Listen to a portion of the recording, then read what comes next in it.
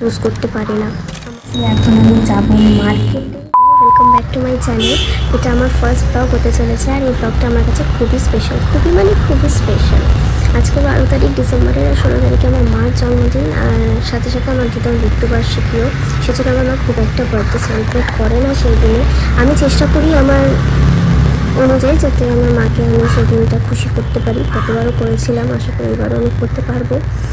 তো আজকে আমি মার জন্য গিফট আনতে যাচ্ছি মার্কেটে। হ্যাঁ জানি অনেকটাই দেরি, তাও আমাকে আজকে যেতে হবে, কারণ আমি জানি না আমি মার জন্য কী গিফট নেবো। আমি বুঝতে পারছি না, সেজন্য আমি আমার একটা ফ্রেন্ডকে বলেছি, বান্ধবীকে বলেছি আসার জন্য, তার সাথে যাবো। কারণ আমি একা চুজ করতে পারি না, আমার খুব অসুবিধা হয়। এতগুলো জিনিস দেখে না আমার মাথা ঘুরিয়ে যায় যে আমি কী নেবো না নেবো। সেজন্য ওকে বলেছি ও আসবে, ওর সাথেই যাবো। জানি আমার ভয়েসটা আস্তে আস্তে যাচ্ছে, প্লিজ একটু অ্যাডজাস্ট করে নিও, কারণ আমার মা যেহেতু ব্যাপারটা জানে না যে মার জন্য আমি গিফটটা দিয়েছি, সেজন্য আমার ভয়েসটা একটু আস্তে হয়ে গেছে। তো আমি পুরোটাই তোমাদের সাথে শেয়ার করবো, আমি কী নিচ্ছি না নিচ্ছি। ইচ্ছা আছে একটা রিং নেওয়ার, গোল্ড তো পারবো না, বাট সিলভার এর উপরে একটা আংটি নেওয়ার। দেখি কত কী হয়, কত বাজেট পড়ে, বাজেট অনুযায়ী এখন।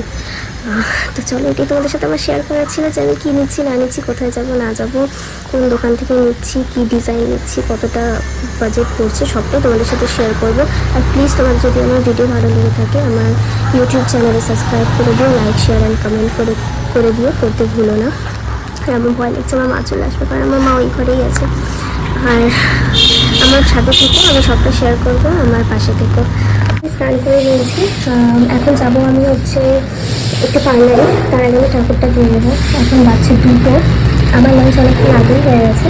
মা করছে এখন স্নান, তারপর করবে লাঞ্চ। এবং মার সাথে আমি বেরোবো আইব্রোজ করার জন্য।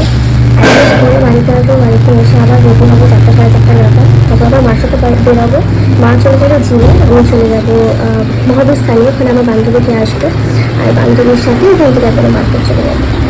তারপর তোমাদেরকে দেখাবো আমি কী পেয়েছি না পেয়েছি। আমরা চলে এসেছি পার্লারে, এসে দেখি যে অলরেডি একটা ফেসিয়ালের কাস্টমার বসে আছে। তো আমাদেরকে বলে যে তোমরা একটু বসো, ওটা করে নিই, তোমাদেরটা করে দিচ্ছি। হয়ে যাওয়ার পরে এখানে আমরা টোটোর জন্য দাঁড়িয়ে আছি। আমি এমন একটা জায়গা থেকে যেখানে টোটো পাওয়া খুবই মুশকিল। ফাইনালি আমি আইব্রোজ করে চলে এসেছি। আমি গেছিলাম এনডিএস মোড়ে আইব্রোজ করতে, যেটা তোমাদেরকে বলেছিলাম। আর আইব্রোজ মানে 1 মাস হয়ে গেলো আমি করিনি, আর এত ব্যথা লেগেছে আজকে করার সময়, মারাত্মক ব্যথা লেগেছে। আর মুখটাও নোংরা হয়ে যায় আইব্রোজ উঠার পরে। তো গিয়ে করে আসলাম। এখন বাজছে 5টা বাজতে 10 মিনিট, সরি 4টা বাজতে 10 মিনিট বাকি। তো এখন আমি বেরোবো, রেডি হব। বান্ধবীকে কল করেছিলাম, ওগুলো রেডি হচ্ছে, মহাবিস্থান আসার আগে ও আমাকে কল করবে। তো চলো রেডি হই, তারপর তোমাদের সাথে কথা। এখানে আমি রেডি হয়ে গেছি, এখন আমি যাব মার্কেটে। আমার বান্ধবী এখানে মহাবিস্থানে দাঁড়িয়ে আছে, আমি এখন বেরোবো। মা রেডি হচ্ছে, একসাথে বেরোবো।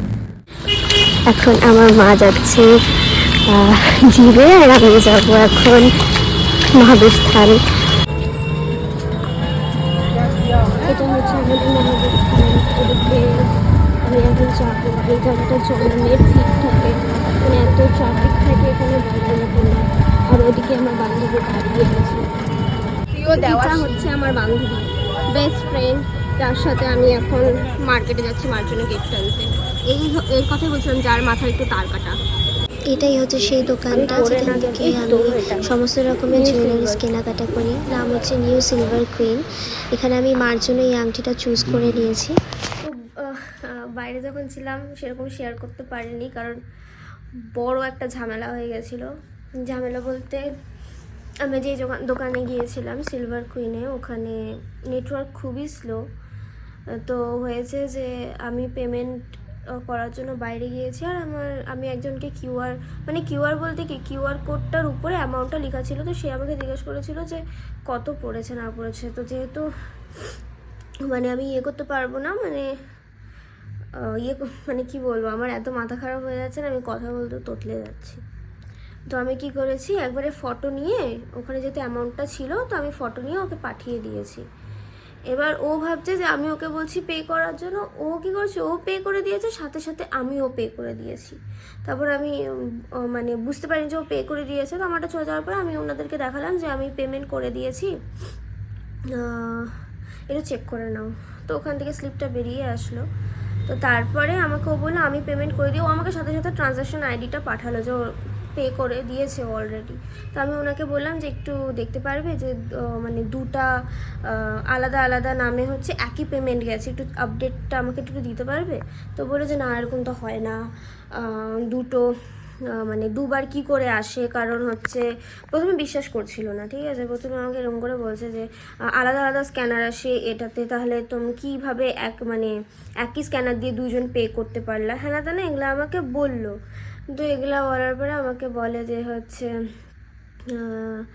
কারণ এইটাতে পে করলে একজনই পে করতে পারবে। তাহলে ঠিক আছে, আমি আমি আমার ইয়েটা দেখালাম যে আমাকে পাঠিয়েছিল আইডি আমি দেখালাম যে এই নামে আসবে, এই যে এই অ্যামাউন্ট আমি দিয়েছি, আর এটা হচ্ছে আইডি।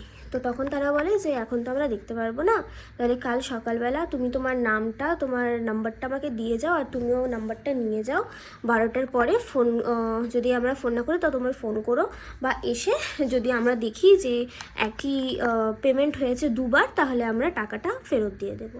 হ্যাঁ ঠিক আছে, এখন দেখা যাক। জিনিস নিয়েছি আমি, দাম পড়েছে 1050 টাকা। আমার এটার জন্য আমার এখন সারা রাত ঘুম আসবে না। আমার এই টাকা জিনিসটা নিয়ে খুবই মানে, যদি কোনো উল্টাপাল্টা হয়ে যায় না টাকার, তো আমার খুবই টেনশন হয়, মানে আমার রাতে আজকে ঘুম আসবে না। ঠাকুর করে যেন আমি টাকাটা পেয়ে যাই।